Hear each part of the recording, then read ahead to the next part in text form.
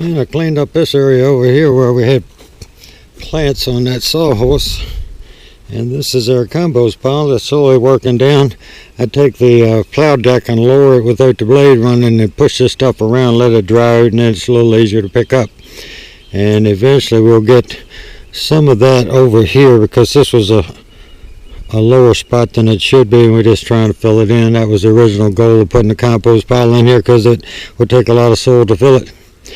And then as this stuff dries, I can run the deck through it and chip this soil up. It's mostly good, a lot of soil compost in here, and it's pretty moist underneath. But that's pretty decent looking compost. But that's what it looks like right now. And all their grapevines from the bottles are making it, except that one, and that's pretty much done. But these are quite healthy. We're still getting cukes off these, but it's slowing down a little bit. They do have their time in life, and it slows down after a couple months of picking. The okra is over my head. I'm 5'11", and this one on the end is splitting on its own, and that's the same thing it would do if you went in here and just cut this off. All these branches would come out, and instead of just getting one pod at every joint, you'll start getting pods off all these joints. The problem with cutting one off at this point is you lose production for several weeks until all these things form, but once they form, you'd make it up. But I picked these pretty heavy. We're just leaving little ones like that. And the beans are slowly setting pods. They've got some giant old pods and very few new ones. The green beans have more than normal, so we don't have a problem with the green beans. And this, I've threw some grass cuttings in here just to beef up this little area. It didn't have a lot of compost on it. We slowly picked most of our peppers off that were ripe. These still have some tomatoes on them. In fact, I could pick that one in there, which I think I will.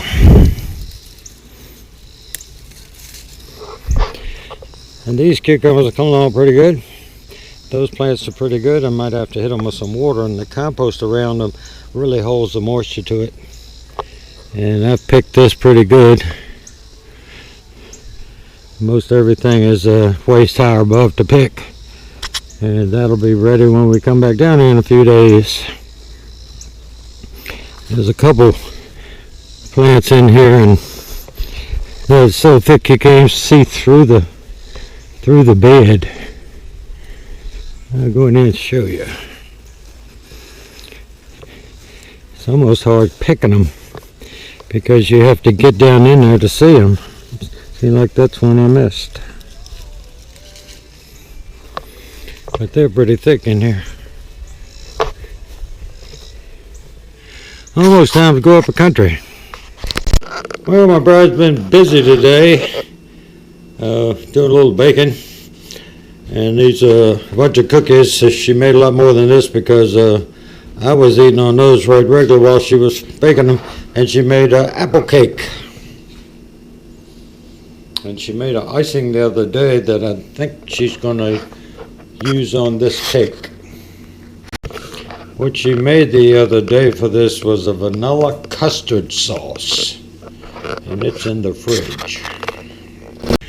Well, there's our Italian honey fig bush. We got some figs up here on this old wood, and this should have a lot more on it, and it doesn't. If you go over here, you can see a few down low, but this is always later than our brown turkey across the street, but never this much. So you can see them in here. Really slow to develop, and they're trying to come out.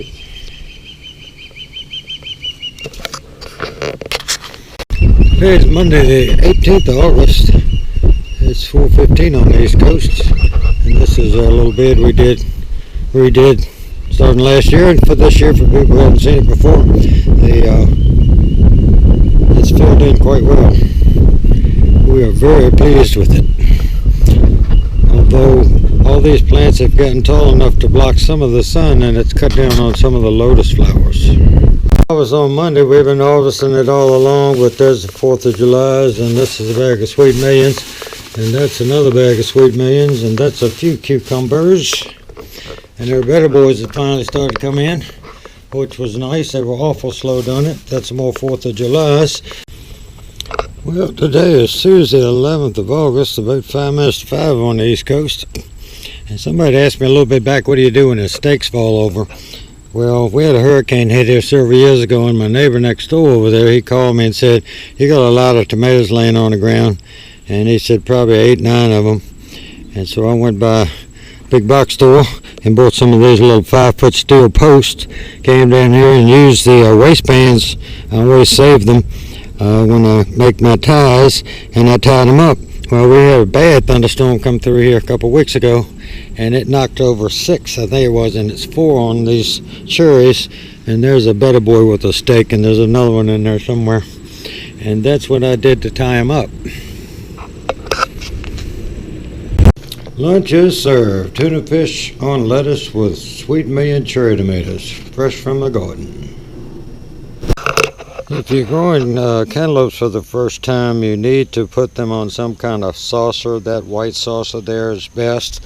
That white one and that white one's best. I don't have that many of them down here. Or put them on a pot, especially a short low pot with a little indent in the center. And that way they won't sink down in your soil, and when it rains they'll collect moisture on the bottom and they'll rot. Now most of these have been smaller than normal, just like the apples on their tree over there. They're all much smaller than normal. The ones that are at home are the same way.